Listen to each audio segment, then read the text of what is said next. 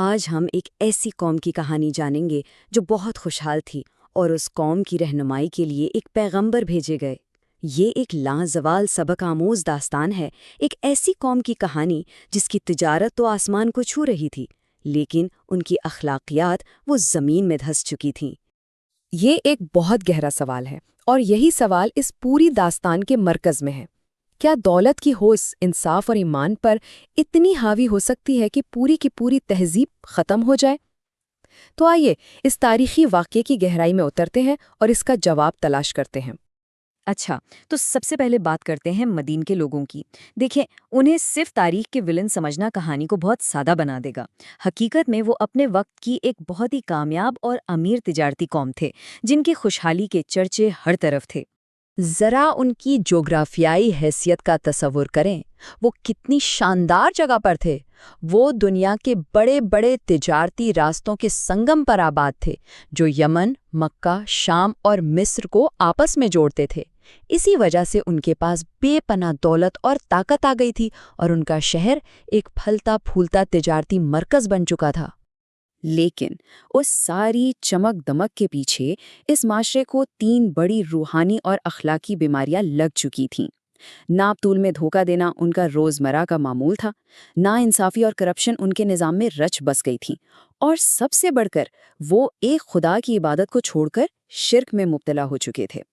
تو ایسے میں اسی قوم کے اندر سے اللہ نے ان کی رہنمائی کے لیے حضرت شعیب علیہ السلام کو نبی بنا کے بھیجا، اور ان کے پاس اپنی قوم کے لیے ایک بہت ہی واضح اور فوری پیغام تھا۔ ان کا مشن بالکل صاف اور دو ٹوک تھا۔ انہوں نے اپنی قوم سے کہا کہ وہ اپنی عبادت کو اپنی معیشت سے جوڑیں۔ یہ صرف ایک خدا کی عبادت کا مطالبہ نہیں تھا، بلکہ یہ ایک منصفانہ، ایک عادلانہ معاشی نظام قائم کرنے کی بھی دعوت تھی۔ اور یہیں پر ایک بہت ہی گہرا تصور سامنے آتا ہے میزان کا۔ دیکھیں، میزان کا مطلب صرف ناپ تول کا پیمانہ نہیں ہے، یہ انصاف، توازن اور ہم آہنگی کا ایک کائناتی اصول ہے۔ حضرت شعیب کا پیغام یہ تھا کہ ناپ تول میں کمی کرنا صرف ایک تجارتی بے معنی نہیں، بلکہ یہ کائنات کے اس بنیادی توازن کو چیلنج کرنے کے برابر ہے۔ لیکن مدین کے لوگوں کا رد عمل کیا تھا؟ انہوں نے حضرت شعیب کی بات ماننے سے صاف انکار کر دیا، بلکہ وہ صرف اختلاف پر ہی نہیں رکے، انہوں نے ان کا مذاق اڑایا اور ان کی کھلم کھلا مخالفت شروع کر دی۔ یہاں ہم 2 بالکل الگ الگ سوچ، 2 بالکل مختلف دنیاؤں کو ٹکراتے ہوئے دیکھ سکتے ہیں۔ ایک طرف حضرت شعیب انصاف، دیانتداری اور ایمان کی دعوت دے رہے تھے، اور دوسری طرف ان کی قوم تھی جسے صرف اپنا منافع، اپنی طاقت اور اپنے باپ دادا کی پرانی روایتوں کی فکر تھی۔ اور ان کا یہ گستاخانہ سوال ان کی پوری سوچ کو ایک جملے میں بیان کر دیتا ہے۔ ان کا ماننا تھا کہ بھائی مذہب کا ہمارے کاروبار سے، ہمارے پیسوں سے کیا تعلق؟ وہ اپنی دولت پر مکمل اختیار چاہتے تھے، چاہے اس کے لیے انہیں کتنا ہی ناانصاف کیوں نہ ہونا پڑے۔ جب دلیل سے بات نہ بنی تو ان کی مخالفت ذاتیات پر اتر آئی، وہ دھمکیوں پر اتر آئے۔ انہوں نے حضرت شعیب کو کمزور سمجھا اور صاف صاف کہہ دیا کہ اگر ان کے قبیلے کا اثر و رسوخ نہ ہوتا تو وہ انہیں یا تو سنگسار کر دیتے یا شہر سے ہی نکال باہر کرتے۔ جب ایک قوم اصلاح کی ہر کوشش کو ٹھکرا دیتی ہے تو پھر اس کے اعمال کے نتائج سامنے آتے ہیں۔ ان پر جو عذاب آیا وہ بھی منظم تھا اور ان کے جرائم کے عین مطابق تھا۔ ان کی سزا 3 مراحلوں میں آئیں۔ پہلے اللہ نے ان پر ایک جھلسا دینے والی گرمی مسلط کر دی۔ جب وہ گرمی سے بے حال ہو گئے تو آسمان پر ایک بادل نمودار ہوا۔ سب نے سوچا کہ اب راحت ملے گی اور وہ اس کے سائے میں جمع ہو گئے۔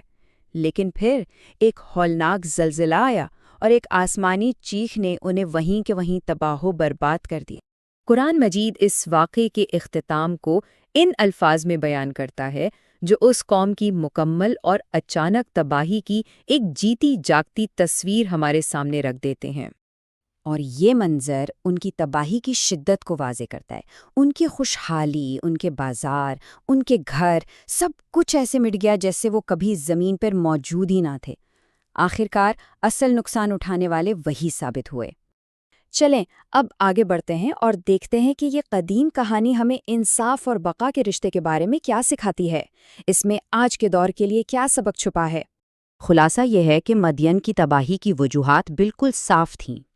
انہوں نے اللہ کی ہدایت سے مسلسل بغاوت کی، اپنے کرپٹ معاشی نظام کو بدلنے سے انکار کر دیا، دھوکہ دہی اور ناانصافی کو اپنا شعار بنا لیا اور انصاف اور ایمان پر اپنے منافع کو فوقیت دی۔